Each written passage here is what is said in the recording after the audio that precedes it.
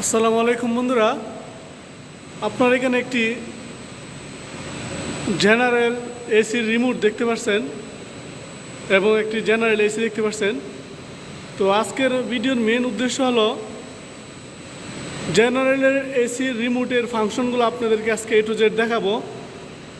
তো আমরা প্রথমত রিমোটের ফাংশনগুলো দেখে নেই, তারপর কিভাবে কাজ করে সেটিও দেখাবো। তাহলে বন্ধুরা দেরি না করে শুরু করা যাক। তো বন্ধুরা আমরা প্রথমতে শুরু করি। এটা হলো স্টার্ট এবং স্টপ। আপনারা জানেন এটা দিলে এসি স্টার্ট হয় এবং এটা এই পাশে সুইচ দিলে স্টপ হয়। আর আপনারা নিচে দেখেন এখানে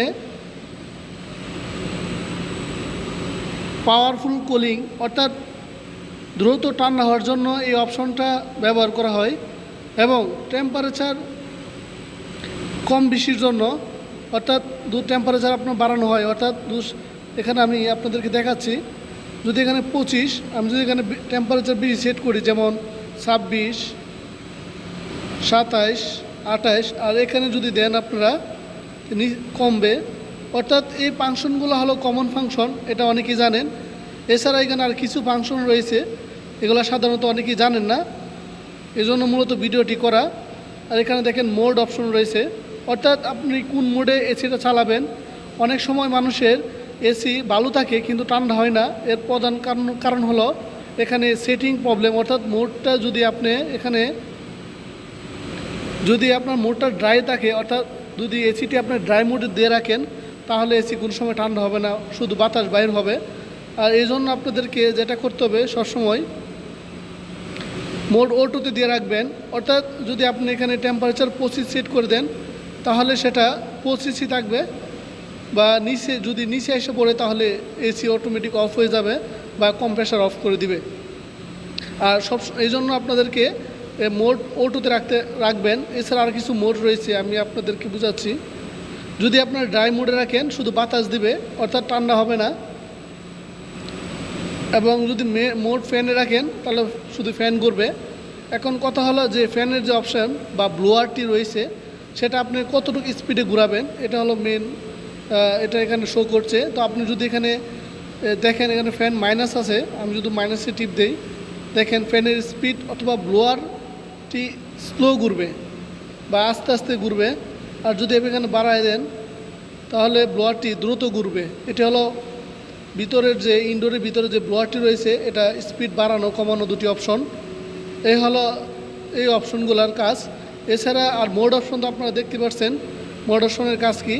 তো মোডটা হলো সবসময় অটো মোডে রাখবেন, এটা হলো মোডের কাজ।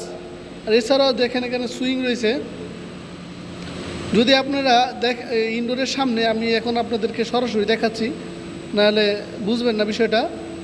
আর এখানে টাইমার অপশন, অর্থাৎ এখানে যদি আপনারা টাইম কম বেশি করতে চান, অর্থাৎ যদি কতটুকু সময় চালাবেন, সেটা হলো এখানে টাইম সেট করে দেওয়া যায়। এটা আমাদের প্রয়োজন নয়। এটা যদি আপনাদের এই বিষয়ে জানতে হয়, এর উপর একটি ভিডিও রয়েছে, এখানে আপনার ভিডিও আমার পেজটি ঘুরে আসলে দেখতে পারবেন।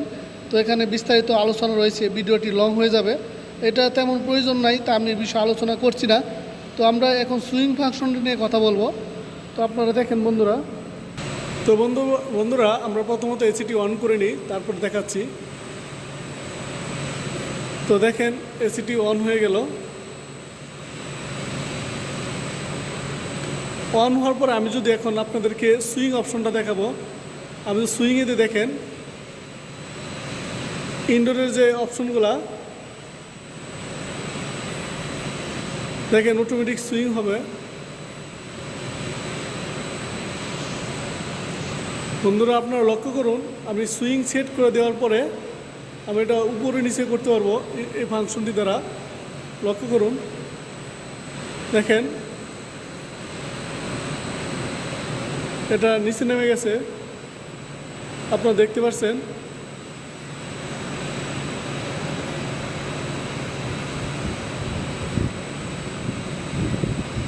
তো এভাবে মূলত সুইংটি কাজ করে। যদি দেখেন নিচে নামাতে চান, তাহলে নিচের সাইডে ক্লিক করতে হবে।